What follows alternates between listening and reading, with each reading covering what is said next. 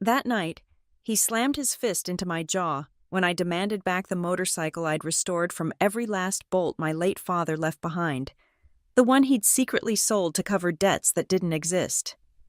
2 days later, that same bike roared to life right in front of our garage. Only one thing was different.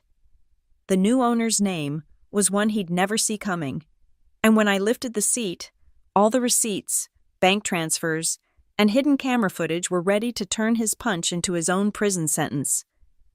My name is Claire Whitman, and at 28, I never thought I'd be living back in my mother's house in Millbrook, watching the boundaries of my adult life dissolve like chalk lines in the rain. I'd moved back temporarily after Mom's divorce 4 years ago. What started as helping her adjust had stretched into an arrangement where I paid half the utilities, maintained the garden, and organized the garage while saving for my own place. The small Midwest town felt suffocating after years in the city, but my compliance officer's salary at Northline Systems went further here. Mom had remarried Gary Locke 2 years into my return, a freelance construction engineer with calloused hands and a voice that filled every room. Gary brought his own baggage, a 22-year-old son named Tyler who visited weekends and holidays, and an unspoken belief that his contributions to the household, sporadic as they were between contracts, entitled him to reorganize our lives. The garage had become my sanctuary. Among the tool racks and storage shelves sat my most precious possession, a 1974 Honda CB 750, painstakingly restored over 3 years from the rusted skeleton my father had left behind. Every receipt, every parts order, every photograph of the restoration process lived in a locked metal box on the workbench. The bike wasn't just machinery, it was the last conversation I'd ever have with Dad, conducted through grease-stained manuals and his marginal notes in fading pencil. Gary had opinions about the bike, of course. "Waste of garage space," he'd mutter, despite his pickup truck taking up twice the room. "Could get good money for that if you actually wanted to help around here." I'd learned to let his comments slide past me like oil on water. My job at Northline had taught me the value of documentation, of letting evidence speak louder than arguments. The house operated on unspoken hierarchies. Tyler's old room remained his despite his rare appearances, while my workspace shrank whenever Gary needed to store equipment. My mother, Linda, navigated these tensions with practiced blindness, offering coffee and deflection in equal measure. "He means well," she'd say when Gary used my tools without asking or left the garage door open overnight. I started keeping records of everything, a habit from work bleeding into home life, photos of my belongings, receipts for household contributions, timestamps of who was home when things went missing. Small items had been disappearing. A socket wrench here, a voltage tester there, nothing worth confronting, but enough to establish a pattern. My locked toolbox became a locked filing cabinet. My simple garage hobby evolved into an archive of ownership. The motorcycle's title, registration, and insurance documents lived in my bedroom safe, not the garage. This paranoia seemed excessive until the day I found my workbench drawers rearranged. The locked metal box scratched around the keyhole, nothing missing, but everything touched. I installed a hidden camera that week, disguised as a carbon monoxide detector. Gary had taught me, inadvertently, that in a house where boundaries blurred, evidence was the only boundary that mattered. Working compliance at Northline Systems meant understanding how people manipulated systems, how they justified small thefts that grew into large ones, every day. I tracked discrepancies, followed paper trails, and built cases from seemingly innocent transactions. These skills were bleeding into my home life, turning me into an archivist of my own existence. The tension crackled beneath polite dinners and weekend yard work. Gary's jokes about career women who can't commit to family carried edges sharp enough to cut.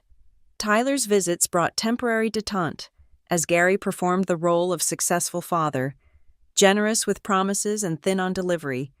Mom smiled through it all, her happiness apparently worth any price, including her daughter's dignity. That spring evening, I'd worked a late shift reviewing suspicious accounts. I came home to find the garage door ajar, the familiar silhouette of my motorcycle absent from its usual spot. The empty space seemed to pulse with its own gravity, pulling all the air from my lungs. The locked box was gone. The receipts, the manuals, the restoration photos, vanished along with 3 years of labor and the last piece of my father I could hold.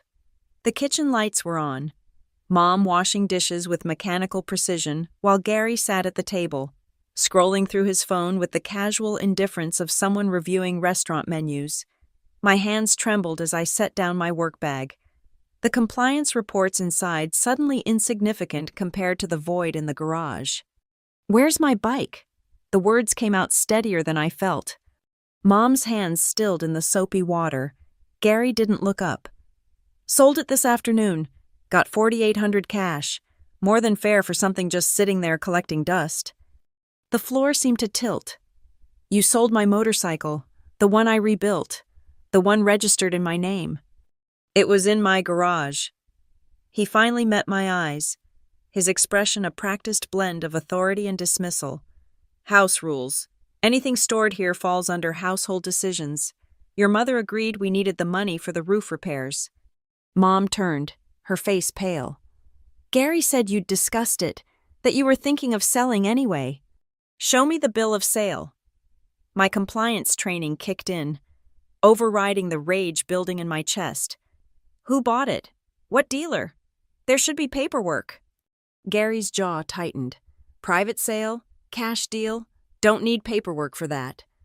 "You need the title transfer, the registration. Those were in my bedroom safe." I pulled out my phone, started recording. "How did you access my safe, Gary?" "Don't you dare record me in my own home." He stood, the chair scraping against linoleum. "Your mother has the safe combination for emergencies. This was a family financial decision." "Mom," I kept the phone steady, catching her stricken expression. "Did you give him my safe combination?" Her silence was answer enough. Gary filled it with justifications. The roof, the property taxes, his work truck needing transmission repairs. Each excuse revealed more. He'd sold it fast, below market value, to someone who wouldn't ask questions. The kind of sale that happens when sellers need money immediately or want items gone before anyone notices. I documented everything on my phone. His admissions, Mom's guilty glances, the kitchen calendar where someone had circled today's date in red pen. I need the buyer's contact information. Legal transfer of ownership requires proper documentation. Some guy from Craigslist, paid cash, drove it away. End of story. Gary's voice carried a warning, but I was beyond caring. His name, phone number, email from the listing? Each question met with increasing hostility.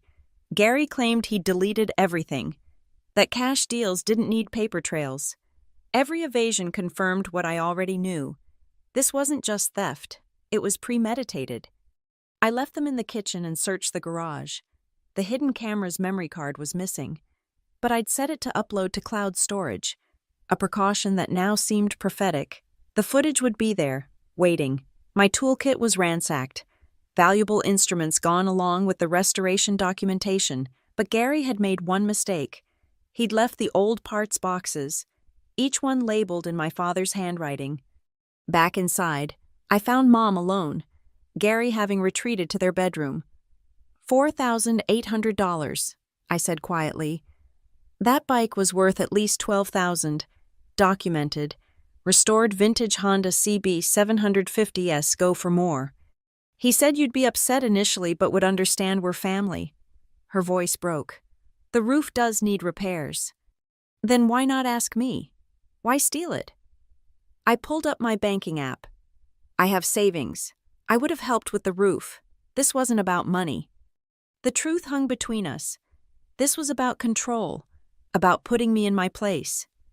Gary had taken the one thing that couldn't be replaced, the last project my father and I would ever share, and converted it to cash he was probably already spending.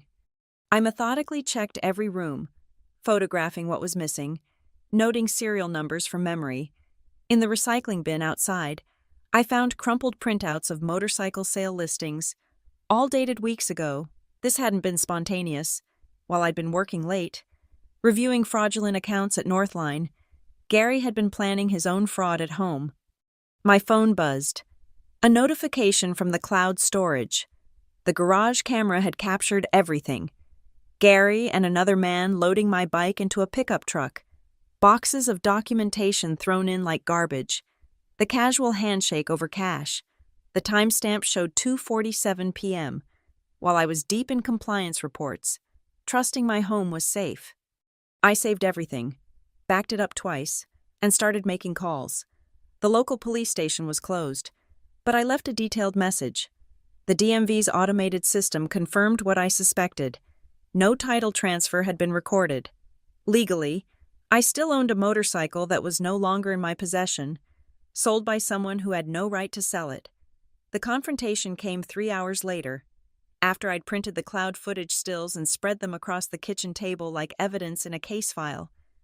Gary emerged from the bedroom, saw the photos, and his face darkened to a shade I'd never seen before. "You filmed me? In my own garage?" His voice was low, dangerous. My camera, my garage space that I pay rent for, my bike being stolen. I kept my phone recording in my shirt pocket, the voice memo app running. "I want the buyer's information now, or I'm filing charges tonight." "You ungrateful—" He stepped closer, Mom hovering in the doorway. "After everything we've provided, you'd call the police on family?" "Family doesn't steal from family." I stood my ground, though every instinct screamed to back away. $4,800. Who paid you? The punch came fast, his closed fist connecting with my jaw before I could react. Pain exploded through my face as I stumbled backward, catching myself on the counter. Blood filled my mouth. I'd bitten through my lip on impact. Mom screamed. Gary stood there, breathing hard, his fist still clenched. "You hit me." I spit blood into the sink, my voice thick. "You actually hit me."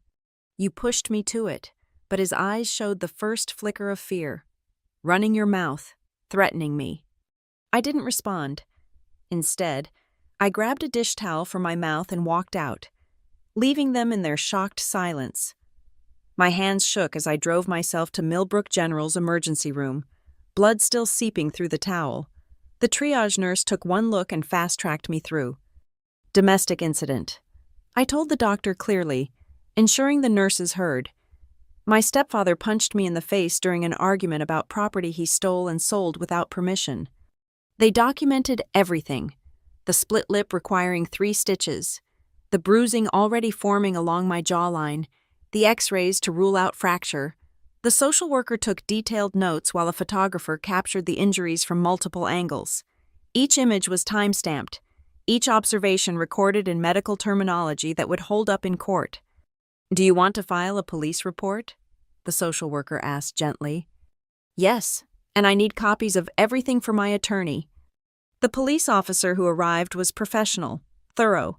I showed him the garage footage on my phone, the photos of Gary with the buyer, the empty space where my motorcycle should be. Then I played the audio recording of Gary admitting to the sale and the complete recording of him assaulting me, his threats clear in digital clarity. "The motorcycle was registered to you?" the officer confirmed. "Title, registration, insurance, all in my name, stored in my private safe, which he accessed without permission using a combination obtained through deception."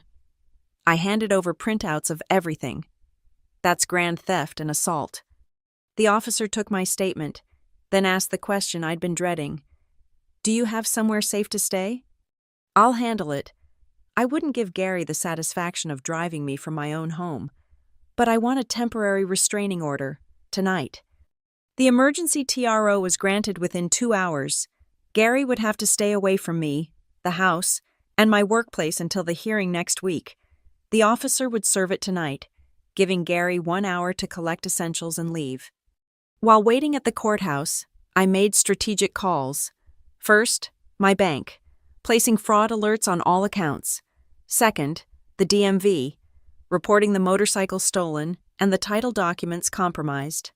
Third, local motorcycle shops, pawn shops, and online marketplaces, alerting them to the theft with the VIN and detailed description. "Classic bike like that," one shop owner said. "Someone will try to flip it fast. I'll keep watch." I created a spreadsheet on my phone, tracking every call, every reference number, every person I'd spoken with. My lip throbbed with each movement, but the pain kept me focused. This was what I did at Northline. Trace assets, follow money, document crime. Only now, the criminal was sleeping in my mother's bed. The payment trail would be the key. $4,800 cash had to go somewhere. Gary wasn't smart enough to keep it all in bills. He'd deposit it, use it for purchases, leave a trail. I logged into the banking app I'd helped Mom set up last year. She'd never changed the password. There it was, a $4,800 deposit into Gary's personal account at 4:15 p.m., followed by immediate transfers to 3 different credit cards, all maxed out. I screenshotted everything, building my case file with the methodical precision of a compliance officer who'd seen too many men think they were above documentation. The bruise on my jaw pulsed with my heartbeat, a purple reminder that Gary had crossed a line he couldn't uncross. My phone buzzed. TRO served. Subject removed from premises. I could go home, but home would never feel the same. The violation ran deeper than a stolen motorcycle or a split lip. It was the shattering of an illusion. That family meant safety. That boundaries would be respected. That my mother would choose her daughter's security over her husband's control. Monday morning at Northline Systems. I walked into the compliance department with stitches in my lip and a bruise painting half my jaw purple-green. My supervisor, Janet, took one look and closed her office door behind us. "Claire, what happened?" "Domestic situation, already handled legally." I set my laptop on her desk. "But I need to work from the office this week, not from home, and I found something interesting in the Hartfield Industries audit." She studied my face, recognizing deflection when she saw it. The $93,000 discrepancy? Phantom invoices. They created a shell vendor, HBR Trading LLC, and routed payments through it. Looks legitimate on surface review, but the LLC was formed just 2 months before the first invoice. No actual services rendered. No physical address beyond a P.O. box. Janet pulled up the file. "How did you catch it?" "Pattern recognition. The payment amounts were too consistent, always just under the approval threshold, and the timing, always submitted when senior management was traveling." I highlighted the data points, my split lips stinging as I talked. But here's the interesting part. Tracking the money after it hit HBR Trading's account, it dispersed to 3 personal credit cards within hours of each deposit. Money laundering? More like embezzlement with poor concealment. They got greedy, sloppy. I pulled up my documentation. "I can build you a complete timeline by end of week." Janet nodded slowly. "Do it. And Claire?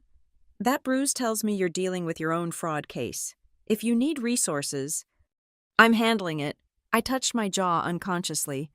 "But I am learning about LLC formation, for research." That afternoon, between documenting Hartfield's fraudulent invoices, I researched creating a limited liability company.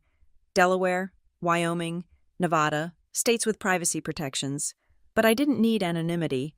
I needed legitimacy. I texted Marla, my college roommate who now ran a vintage clothing store. "Need a business favor. Can I call?" "Girl, I saw your Facebook. Who do I need to hurt?" "No one.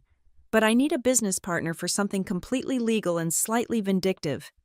Within an hour, we'd outlined the plan. Hickory Bend Restorations, LLC, a legitimate vintage vehicle restoration company. Marla would be co-founder. I'd be managing member. We'd file in state, get an EIN, open a business checking account, everything above board, everything documented. "Why Hickory Bend?" Marla asked. "It's a road near my dad's old workshop. Gary wouldn't recognize it, but I drive past it every time I visit his grave." The LLC formation cost $300 and took 3 days to process. While waiting, I dove deeper into the Hartfield case, tracing how they'd hidden $93,000 over 8 months. The methodology was almost insulting in its simplicity.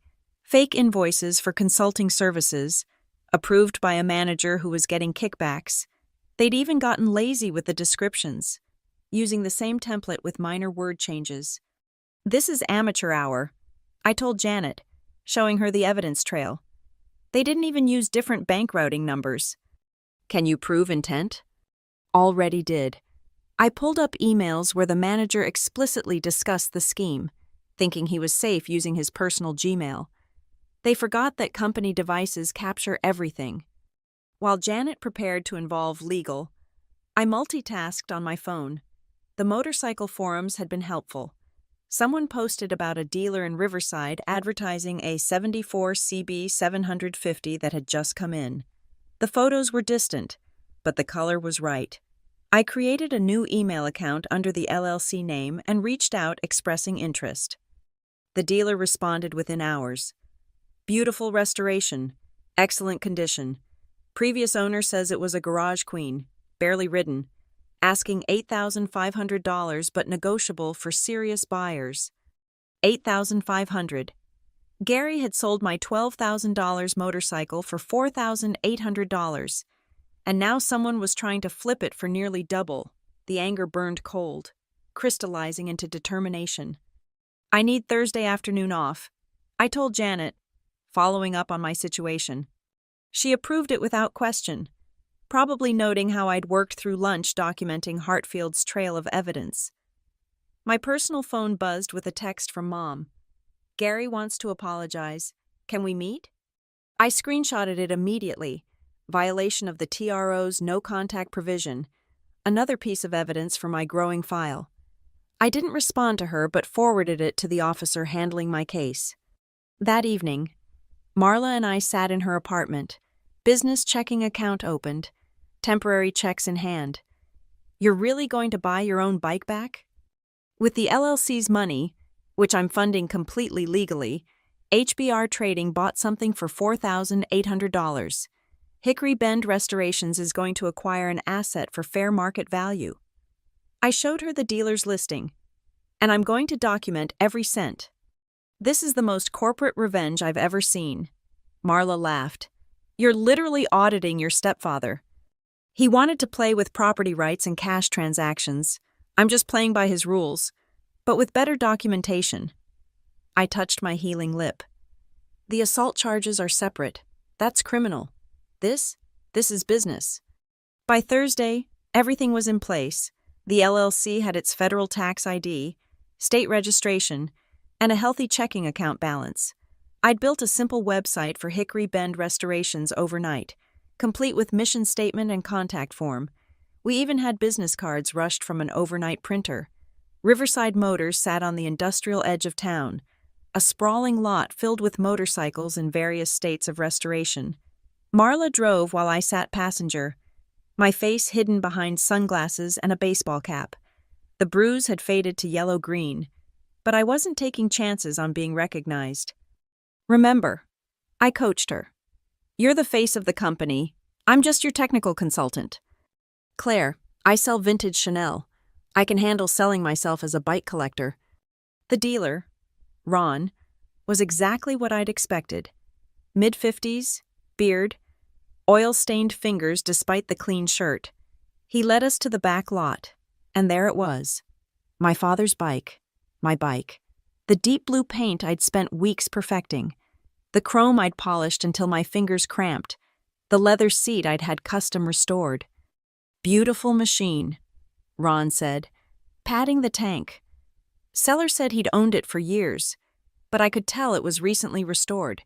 "See the engine work? That's not factory. Someone upgraded these components professionally." I bit my tongue, letting Marla handle the conversation while I circled the bike with a clipboard, playing the role of anal retentive inspector. My hands trembled as I touched the frame, finding the tiny imperfection near the kickstand where I'd had to weld a crack. Still there. "May I?" I gestured to the seat.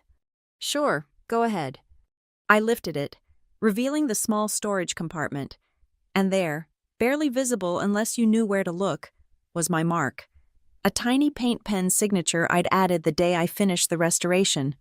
CW 2023 inches smaller than a fingernail, tucked where the hinge met the frame. "Find something?" Ron asked. "Just checking the wiring. A lot of amateur restorers mess up the electrical. I took photos from every angle, documenting everything. Mind if I start it?" The engine roared to life on the first try, the sound cutting through me like a physical ache. 3 years of Sunday mornings in the garage, Dad's manual spread on the workbench, his handwriting guiding me through each step. The bike purred exactly as it had the last morning I'd ridden it. "Your seller," Marla said casually. "Was he local? We like to know the provenance for our collection records." "Guy from Millbrook, cash sale. Seemed eager to move it. Honestly, I think it might have been a divorce situation. He kept mentioning needing it gone before someone noticed." Ron shrugged. "His loss. This is worth way more than he took for it." I made a note on my clipboard, adding to the performance. "Any documentation? Service records? Restoration receipts?" "Nothing. He said all that was lost in a move." Ron's expression suggested he hadn't believed it either. But the title was clean, so... "About that title," I said carefully. "The DMV shows it's still registered to someone named Whitman. Was the transfer completed?" Ron's face shifted. He had the title in hand, signed, said the seller was his stepdaughter, that it was a family transfer, showed me texts from her agreeing to the sale. Texts. I kept my expression neutral while my mind raced. Gary had fabricated evidence, probably spoofed messages from my number. Another federal crime to add to the list. "We'll need proper transfer documentation for our insurance," Marla said smoothly. "What are you asking?" "Listed at 8.5, but for a serious buyer, I could do 7,200. 68, Marla countered. "Cash today, but we'll need a proper bill of sale with all the details." They settled on 7,000 even. I watched Marla write the check from Hickory Bend Restoration's account, my hand steady as I photographed every document.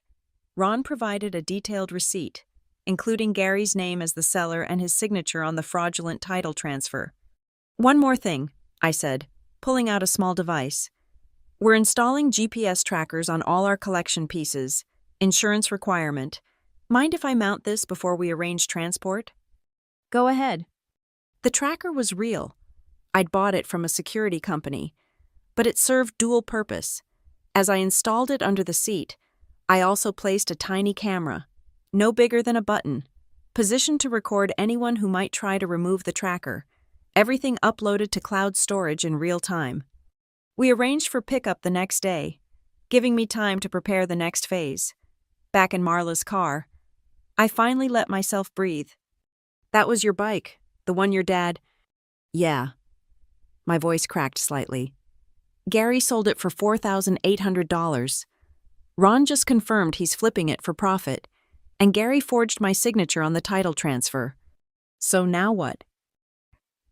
"Now I have a paper trail showing Gary sold stolen property using fraudulent documents. Ron's an innocent third party. He'll be protected. But Gary?" I pulled up the recordings from my phone. He's about to learn what happens when you steal from a compliance officer. That evening, I compiled everything into a comprehensive file. The original police report, the ER documentation, the TRO violation texts, Ron's testimony about the forged title, the bill of sale showing Gary as seller, and now Hickory Bend Restorations as the legal owner. The chain of evidence was unbreakable. My phone buzzed. "Tyler, Gary's son. Dad says you're trying to ruin him over some stupid bike. Real mature, Claire." I didn't respond, just added the message to my evidence file. Every contact from Gary's camp was another violation, another piece of proof that he couldn't respect legal boundaries any more than personal ones. The bike was delivered to Marla's garage the next morning. I sat on it for the first time in a week, hands gripping the familiar handlebars, and let myself feel the victory. It wasn't just about getting the bike back. It was about proving that documentation, law, and patience could triumph over bullying and theft. The text message to Mom was carefully crafted, sent from a new number after I'd blocked all the others. "I'm done fighting. He wins. I can't afford the legal bills anymore. Tell Gary I'll drop the charges if he just leaves me alone." I knew she'd show him immediately. The restraining order prevented direct contact, but Mom had become his willing messenger, forwarding his anger and justifications like a dutiful secretary. "Within an hour," she replied. "Thank God you're being sensible. Gary says he accepts your terms. Can we move forward as a family?" I didn't respond. Let them think I'd broken, that the cost of justice had exceeded my tolerance. Meanwhile, I posted the bike for sale on 3 different platforms. Using Hickory Bend Restoration's business accounts, the listings were specific. 1974 Honda CB 750, professionally restored, located in Millbrook area, serious inquiries only, $9,500 OBO. The photos were artistic, morning light catching the chrome, close-ups of the engine work, the perfect blue paint gleaming. I made sure to include just enough background to show it was stored in a professional garage, not some residential space, the kind of listing that would catch a young man's eye, especially one who'd heard his father bragging about selling the same bike for easy money. 3 days of silence followed. I worked the Hartfield case at Northline, documenting how they'd moved $93,000 through phantom invoices, while Gary likely assumed I'd given up. Mom sent tentative texts about family dinners, about putting this behind us. I archived them all without responding. Then Tyler bit. The inquiry came through the website contact form. "Saw your CB 750 listing. Is it still available? I'm local to Millbrook and can pay cash." I had Marla respond from the company email. "Yes, still available. We're a restoration company liquidating some inventory. When would you like to view it?" The appointment was set for Friday evening. I spent Thursday preparing, setting up 2 cameras in Marla's garage, one obvious security camera in the corner, one hidden in an old toolbox with clear sightline to where buyers would stand. Every angle would be covered, every word recorded. "You sure he'll bring Gary?" Marla asked. "Tyler doesn't have $9,000, and Gary won't be able to resist seeing who's selling his bike for double what he got." I adjusted the lighting to ensure clear footage. "Plus, he thinks I've given up. His guard is down." Friday arrived gray and humid, storm clouds building over Millbrook. I positioned myself in Marla's home office, watching the garage feed on her laptop while she played host. At 6:47 p.m., a familiar pickup truck pulled into the driveway. Tyler stepped out first, trying to look casual in designer jeans and a leather jacket. Gary followed, baseball cap pulled low, clearly attempting to stay incognito. "Evening." Marla greeted them warmly. "You're here for the Honda?" "Yeah, my buddy Tyler's interested," Gary said, his voice carrying that false casualness I recognized from years of watching him lie to Mom. "Mind if I check it out too? I know a bit about bikes." "Of course, always good to have an experienced eye." They circled my motorcycle like predators, Gary's hands running over the frame with proprietary familiarity. I watched him point out features to Tyler, playing the expert, explaining the restoration work as if he understood it. "This is quality work," Gary announced. "Someone put serious money into this. Why are you selling?" "Company's shifting focus to cars." Marla lied smoothly. "The owner wants to liquidate the bike inventory. Her loss, right?" "Her?" Tyler perked up. "Claire. She's the managing member. Not here tonight, but she handled all the restoration personally. Bit of a perfectionist, that one." I watched Gary's face freeze for just a moment before recovering. "Claire, huh? Common name." "Oh, you might know her actually. Claire Whitman? She mentioned she used to live around here. Said she learned restoration from her father." The silence stretched beautiful and damning. Tyler looked confused, glancing between his father and Marla. Gary's jaw worked like he was chewing words. "This is the same fucking bike," Tyler said suddenly, the pieces clicking. "Dad, this is—" "Shut up," Gary's voice was sharp. "How much are you asking?" 9.5, but we're motivated to sell. Make an offer." $5,000? Cash. Today. Marla laughed. Sir, we paid more than that acquiring it. The documentation alone shows market value at... I don't give a damn about documentation. Gary stepped closer to the bike, and I saw him notice something. Maybe the wear pattern on the kickstand. Maybe the microscopic scratch on the tank. His face darkened. This bike was stolen from me. Stolen? Marla's confusion was Oscar-worthy. We have a complete paper trail. Purchased it from Riverside Motors last week. Ron had all the proper documentation showing clean title transfer from the previous owner. Actually, I think his name was Locke? Gary Locke? The trap snapped shut. Tyler stared at his father. You said Claire gave you the bike to sell. That she agreed. She did. Gary's control cracked. That little bitch is playing games. She bought her own bike back to make me look... He caught himself. But the cameras had already captured everything. Sir, I'm going to have to ask you to leave, Marla said firmly. This is legitimate business property. Legitimate? Gary laughed, ugly and sharp. Your business partner is my stepdaughter. She's pulling some kind of scam here. If you have concerns about the ownership, I'd suggest you contact your lawyer. Marla replied calmly. We have ironclad documentation for our acquisition. Now please leave, or I'll call the police. Gary grabbed Tyler's arm. We're going, but this isn't over. As they stormed toward the truck, Gary couldn't resist one final pronouncement, loud enough for the cameras. I sold that bike fair and square. She lived in my house. She owed me. And if she thinks some paper trail bullshit is going to change that, she's about to learn different. The truck peeled out, leaving rubber on Marla's driveway. I saved the footage immediately, backed it up to 3 different locations, and added the transcript to my evidence file. Did we get what you needed? Marla asked, coming inside. He admitted to selling it, admitted I didn't give permission, admitted he thinks I hoed him my property. I pulled up the footage, watching Gary's face when he realized he'd been outmaneuvered. And Tyler's a witness now, whether he wants to be or not. The package I assembled for the district attorney's office weighed 3 pounds, every document laminated, every photo printed in high resolution, every digital file backed up on multiple USB drives. The crown jewel was a timeline I'd created, 47 pages showing the progression from theft to fraud to assault, each point supported by evidence. At the prosecutor's office Monday morning, Assistant DA Catherine Reeves reviewed my materials with the focus of someone who appreciated thorough documentation. You work in compliance?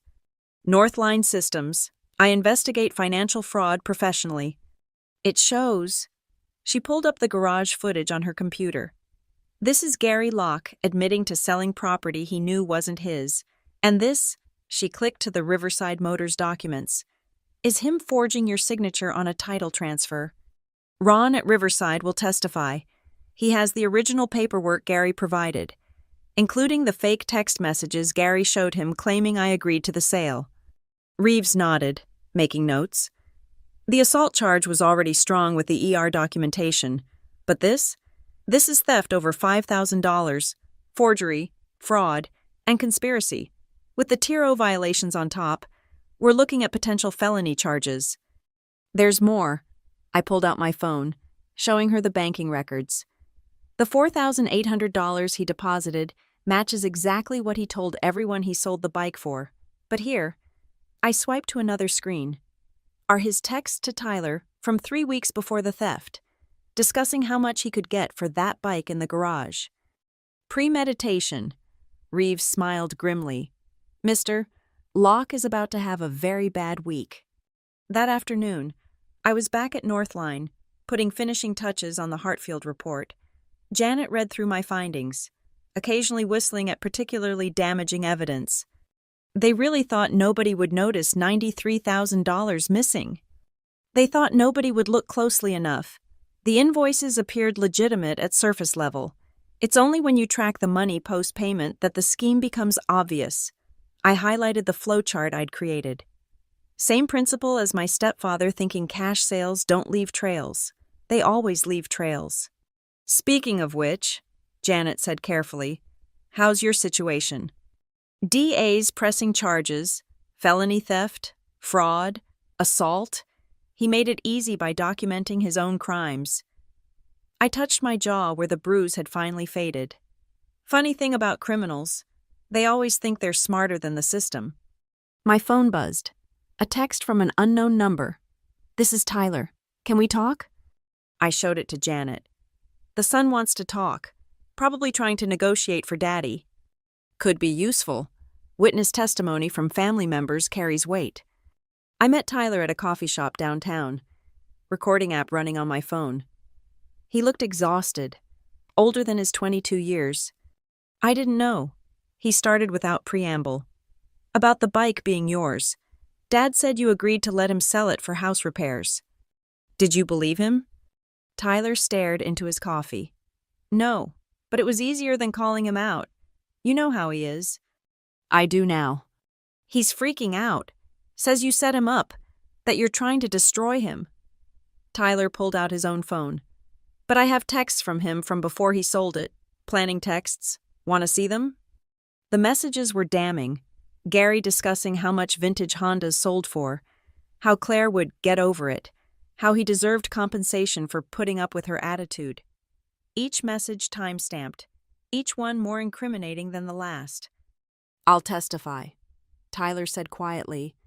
What he did was wrong. The bike, hitting you, all of it.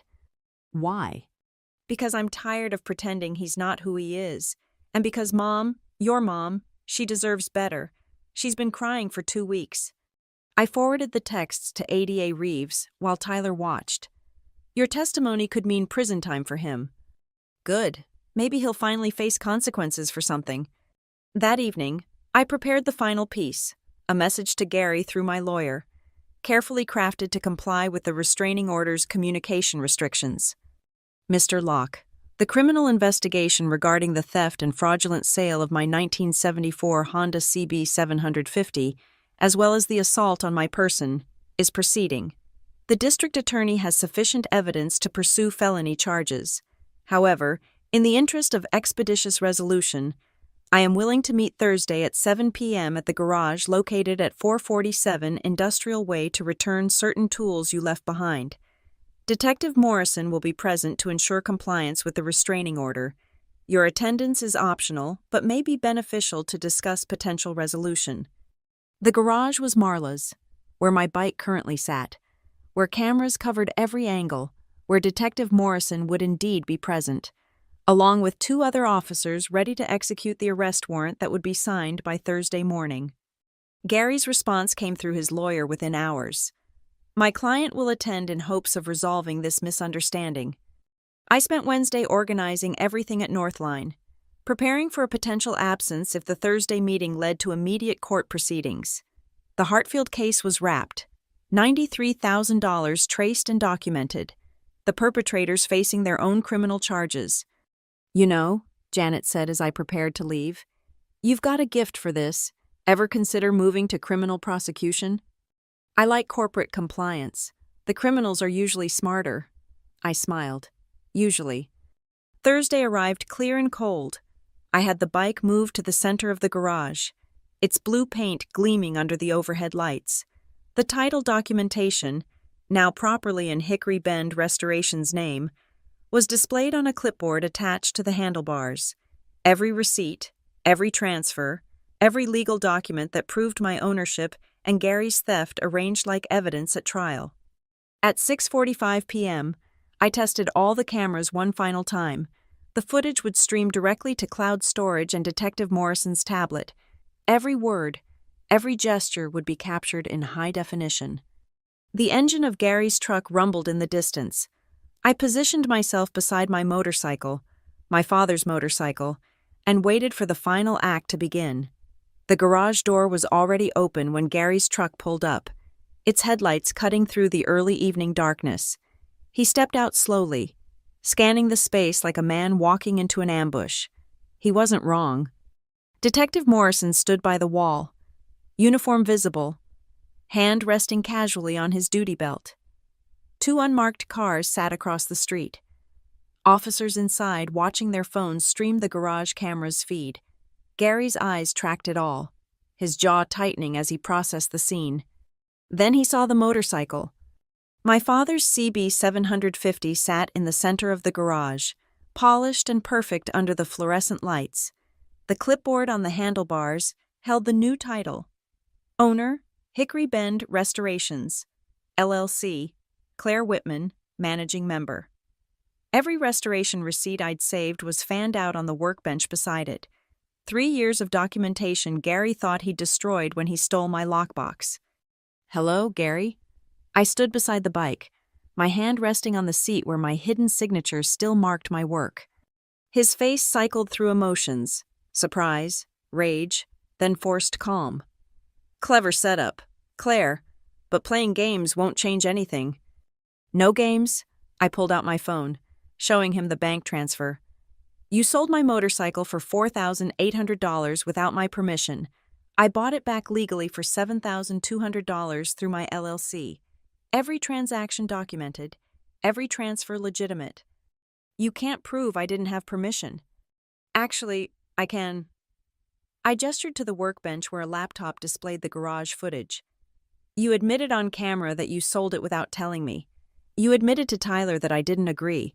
Ron at Riverside has your forged signature on the title transfer. Gary stepped forward, but Morrison shifted slightly, a subtle reminder of his presence. Gary stopped, his fists clenching. But here's the interesting part, I continued, pulling out a folder.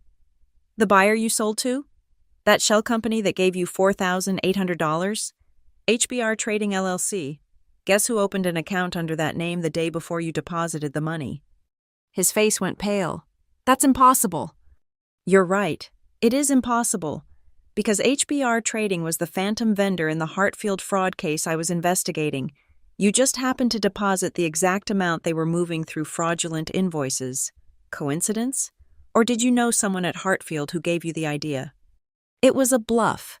There was no connection between the cases. But Gary didn't know that. His eyes darted to Morrison, sweat beading on his forehead. You're trying to frame me. I don't need to. I turned the laptop screen toward him. This is you. 2 hours ago, texting Mom that you were going to handle me once and for all tonight. Another restraining order violation. This is you last week, trying to access my credit report illegally. Yes, they notify me of attempts. This is you calling my workplace claiming I stole from you. Each piece of evidence appeared on screen as I spoke. The careful documentation of a compliance officer who knew that paperwork could destroy lives more thoroughly than violence ever could. The district attorney has everything, I said quietly. Theft over $5,000.